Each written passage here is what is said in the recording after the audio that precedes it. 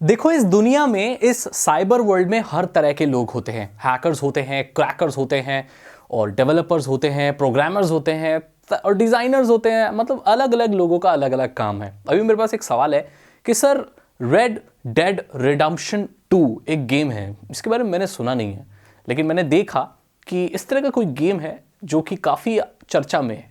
ठीक है, अब ये क्या है रेड डेड रिडेम्पशन 2? ये एक गेम है, एक्शन रिलेटेड गेम है, जो कि रॉकस्टार्स कंपनी ने बनाया है। ये वही कंपनी है जो GTA गेम बनाती है, लाइक उसी से ये बैनर से आते हैं GTA गेम। तो ये गेम अब चर्चा में इसलिए है क्योंकि ऐसा सुनने में आ रहा है कि जो क्रैकर्स हैं, जो मोडर्स हैं, उन्होंने इस गेम को क्रैक कर लिया है। राइट? तो ये हर जगह ये न्यूज़ में फैल रहा है, और कुछ लोग हैं जिन्होंने ये रिस्पॉन्सिबिलिटी अपने ऊपर ली है कि भाई हमने ये गेम मोड कर लिया है या क्रैक कर लिया है, जो कर लिया है। मैं आपको बता दूं कि गेम्स को मोड और क्रैक करके जो डिस्ट्रीब्यूट करते हैं वो इलीगल भी है और काफ़ी हद तक लीगल भी है। अब ये टोटली डिपेंड करता है कंपनी टू कंपनी। ऐसी बहुत सारी गेमिंग कंपनीज हैं जो खुद इंकरेज करती हैं लोगों को कि वो उनके गेम को मोड करें, उसमें अलग अलग चीज़ें डालें। मोडिंग कम्युनिटी होती है पूरी। ऐसे बहुत सारे लोग होते हैं जो वीडियो गेम में कुछ अपना अलग से मोड वोड डाल के खेलते हैं।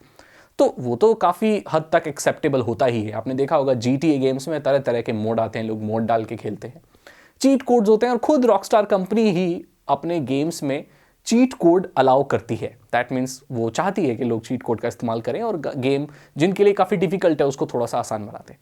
लेकिन DRMs को, डिजिटल रेस्ट्रिक्शंस मैनेजमेंट या डिजिटल राइट्स मैनेजमेंट को छेड़खानी करके गेम को क्रैक करना, ये काफ़ी हद तक गलत माना जाता है, इलीगल माना जाता है। लेकिन ऐसा लोग करते हैं, ये चीज़ें चलती हैं बाजार में और न्यूज़ में ये फैल रहा है।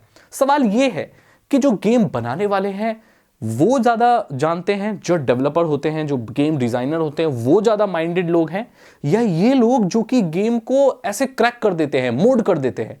तो सवाल आज का यही है, मोडर्स वर्सेस डेवलपर्स, जिन्होंने ओरिजिनल गेम बनाया है, या वो लोग जो इसको अपने हिसाब से ढाल लेते हैं बाद में और अपने हिसाब से क्रैक कर लेते हैं, कुछ भी कर लेते हैं। इन दोनों में से कौन ज्यादा माइंडेड है? अब देखने से तो यही लगता है कि भाई जिसने गेम बनाया है उसने तो पूरा रेस्ट्रिक्शन लगा रखे हैं कि गेम में आप कुछ मोड नहीं कर सकते, कुछ नहीं डाल सकते, आपको पे करके ही मतलब गेम खेलना है, आपको लाइसेंस की दी गई है। अब जो ये गेम है ये ज़्यादा चर्चा में इसलिए है क्योंकि इसमें DRM इस्तेमाल हुआ है। मैंने DRM की फुल फॉर्म आपको बता दी, डिजिटल राइट्स मैनेजमेंट या डिजिटल रेस्ट्रिक्शंस मैनेजमेंट। इसमें क्या होता है कि जो गेम होता है उसकी एक की होती है, वो एक पर्टिकुलर अकाउंट से ही बाइंड हो जाती है, और उस गेम की कॉपी को अगर आप दूसरे कंप्यूटर में खेलना चाहें तो सेम उसकी की के साथ नहीं खेल सकते। अलग अलग तरह के रेस्ट्रिक्शंस होते हैं।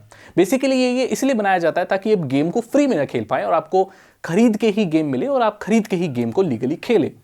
लेकिन ये लोग इसको क्रैक कर देते हैं। कैसे करते हैं? अब उसमें क्या है कि इनका सोशल क्लब करके एक और फैसिलिटी है जो कि यूबीसॉफ्ट एक गेम है जो प्रिंस ऑफ पर्सिया जिससे आता है, असैसिन्स क्रीड वगैरह आते हैं, तो वो इस तरह की रिस्ट्रिक्शंस लगाते हैं कि आपको भाई की चाहिए, आपको सर्वर से कनेक्ट करना पड़ेगा, स्टीम से खेल रहे हो तो भी की, मतलब बहुत झमेले होते हैं। तो अब बात करते हैं कि भाई क्या हो रहा है। मैं आपको बता दूं कि जो लोग मोडर्स होते हैं उनको, कईयों को, ऐसे कई मोडर्स भी होते हैं जो किसी गेम कंपनी में काम कर रहे होते हैं, as a developer, as a game developer काम कर रहे होते हैं। लेकिन कुछ मोडर्स ऐसे होते हैं जो एक्सपीरियंस गेन करके आते हैं। अब ये जो मोडिंग कम्युनिटी है ये आज की नहीं है, ये जो मोडर्स हैं ये बहुत पहले से सीखते हुए आ रहे हैं, तब से सीखते हुए आ रहे हैं जब से वीडियो गेम आए ही आए थे। आपको पता है जो IGI गेम था जो कि बहुत पुराना गेम है, तो उसमें भी मोड होते थे। उससे भी पुराने कई गेम हैं, मारियो वारियो, जिनमें मोडिंग होती थी। किसी कैरेक्टर का चेंज करके कोई कैरेक्टर लगा देते थे। GTA वाइस सिटी में मोडिंग होती है, आप बाइक का कलर चेंज कर सकते हो और GTA में दूसरी कार्स ऐड कर सकते हो जो कि कंपनी की तरफ से नहीं आई है। अपना खुद का 3D मॉडल डाल के आप इसमें कार डाल सकते हो, और ऐसे मोड करके लोगों ने GTA के अलग अलग वर्जन बनाए हैं। GTA पंजाब जो कि कोई एक ऑफिशियल वर्जन नहीं है GTA का, लेकिन मोडर्स कम्युनिटी ने, मोडर्स ने उसको करके GTA पंजाब बनाया है, जिसमें ऑटो और ये सब चलते हैं और लोग हिंदी में पंजाबी में गालियां देते हैं। अब तो आडी ऐसे करते हैं। तो ये मोडर्स करते हैं ऐसा काम, और गेमिंग कम्युनिटी में इस चीज़ को काफ़ी पसंद भी किया जाता है क्योंकि एक गेम आपने ख़त्म कर लिया है, उसका ये वाला रूप आपको देखने को मिला है तो कमाल है। मैं आपको बता दूं ये मोडर्स दो तरह के होते हैं। एक होते हैं जो एक्सपीरियंस से सीखते हैं, एक जो उस गेमिंग कंपनी में या किसी गेमिंग कंपनी में काम कर रहे होते हैं। अब जो लोग खुद से सीखे होते हैं वो उनको पता होता है कि क्या एडिट करना है, कहाँ एडिट करना है, और ये जो गेम्स के जो भी फाइल्स वगैरह होती है काफ़ी हद तक एक जैसी होती है। तो ये उसको उसकी नब्ज़ पकड़ लेते हैं। जैसे कि क्या होता है यार, दो तरह के लोग होते हैं, एक इंजीनियर होता है, एक मिस्त्री होता है।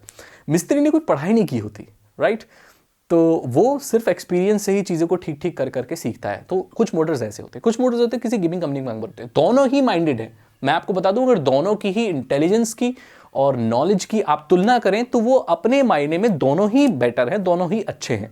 और क्योंकि वो एक लाइन के हैं और उनके सीखने के अलग अलग तरीके हो सकते हैं, इसलिए वो दोनों एक काम कर लेते हैं। लाइक वो बनाता है, वो उसको क्रैक कर लेता है, और यही पूरे इकोसिस्टम को बैलेंस करके हुए चलते हैं। तो यहाँ पर अगर हम इन दोनों को कंपेयर करेंगे कि भाई किस में कमी है, गेम बनाने वाले में कमी है कि वो अच्छे से उसको ऐसा प्रोटेक्ट नहीं कर पा रहा, या किस में कमी है, या ये ज़्यादा स्मार्ट है, ये ज़्यादा स्मार्ट, दोनों ही स्मार्ट है और दोनों की ही इस दुनिया को ज़रूरत है। लेकिन कुछ लोग थोड़ा सा शेडी काम करते हैं, कुछ लोग थोड़ा सा ज़्यादा करते हैं। पैसे की बात करूं तो मैं भाई, पैसे दोनों ही कमाते हैं। कई लोग मोड्स सेल करते हैं, उसमें भी काफ़ी पैसा है। कई लोग किसी गेमिंग कंपनी में एज ए डेवलपर काम करते हैं, उसमें तो आपकी मंथली सैलरी आपको मिलती ही है। तो यहाँ पर कंपेयर करने का कोई फ़ायदा ही नहीं है, दोनों ही माइंडेड लोग होते हैं।